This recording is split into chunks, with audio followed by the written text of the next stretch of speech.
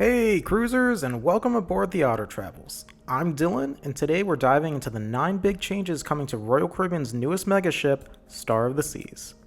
This is the second ship in the Icon class, following the Icon of the Seas, and while it shares a lot with its sister ship, Star of the Seas introduces some clever improvements and brand new features that set it apart. While you're just starting to plan your next cruise, or you're already counting down the days until you sail, this guide will walk you through everything you need to know, from pricing to itineraries to entertainment, tech upgrades, and even a few surprises. And hey, if you're into cruise tips, ship reviews, and travel news like this, be sure to give this video a thumbs up, subscribe to the Otter Travels, and tap that notification bell so you never miss an update. Let's get started. Number 1. Cheaper inaugural fares. Let's start with something that matters to everyone: price.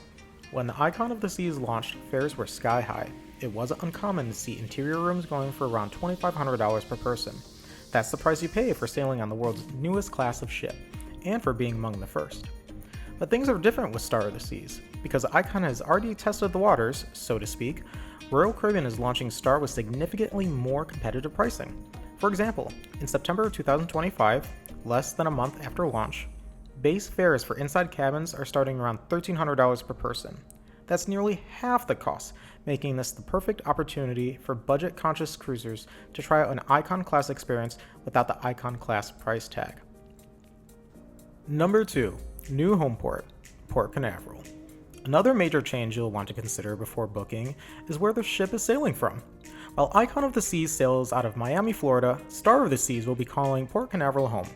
This is a smart move by Royal Caribbean. Not only is Port Canaveral one of the busiest cruise ports in the country, it's just about an hour drive away from Orlando, home to the world-famous theme parks like Disney and Universal, including the brand new Epic Universe. Unlike Utopia of the Seas, which only offers short 3 or 4 night getaways, Star is all about longer adventures.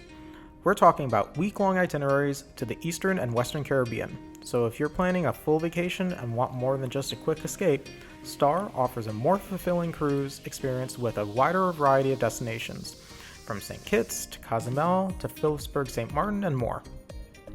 Number 3. Rethemed Supper Club, Lincoln Park. For foodies and fine dining fans, one exciting change is the transformation of the ship's high-end supper club. On Icon of the Seas, it's called the Empire Supper Club, themed around 1930s New York City with jazz, cocktails, and Art Deco vibes. But on Star, Royal Caribbean is shifting gears with a new theme: Chicago, otherwise known as my hometown. Say hello to the Lincoln Park Supper Club.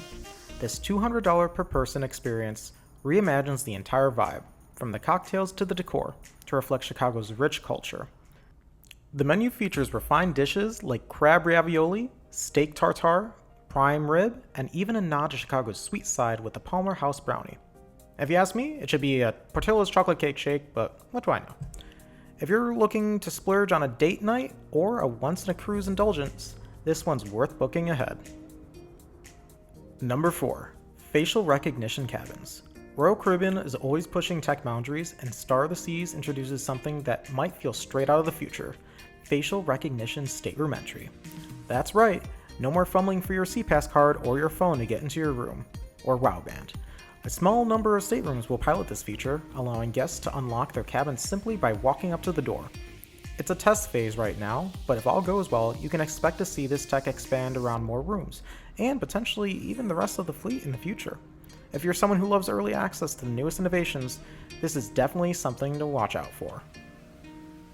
Number 5. New Chief Dog Officer, Sailor. In one of the most heartwarming additions, Star of the Seas will continue the popular Chief Dog Officer program first introduced with Icon, but this time there's a new 4-legged crew member, Sailor. Born in February 2025, Sailor will take over pup duties from Rover, delighting guests around the ship with scheduled appearances, walks through Central Park, and playtime on the bridge. She's already stealing hearts on Instagram and will no doubt become a fan favorite on board. It's a fun and unexpected way Royal Caribbean is bringing personality and a pet-friendly charm to its megaships.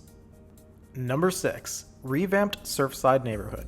Families with kids should take special note of changes to the Surfside Neighborhood, Royal Caribbean's purpose-built space for younger cruisers and their parents. This area made its debut on Icon and was designed to be a one-stop shop with kid-friendly restaurants, splash zones, an arcade, and more. On Star of the Seas, they're improving this space further by adding features that appeal to older kids, not just toddlers and little ones. That means upgrades to the playscape and splash areas, plus a reimagining of the Water's Edge pool, which will now be exclusively focused on children. It's a subtle but important shift that makes Surfside a better fit for a broader range of families. Number 7. Aquadome food stall changes. Up in the Aquadome, Royal Caribbean is mixing up the complimentary food offerings. While the Aquadome market returns on Star, 3 of the food stalls are being replaced with new options: Outgo GNGR, Max, and Toast and Garden. In their place, guests can now enjoy the Payout BBQ, M-Thai, and La Costanita. These new stalls will offer barbecue classics, Southeast Asian flavors, and Latin American street food.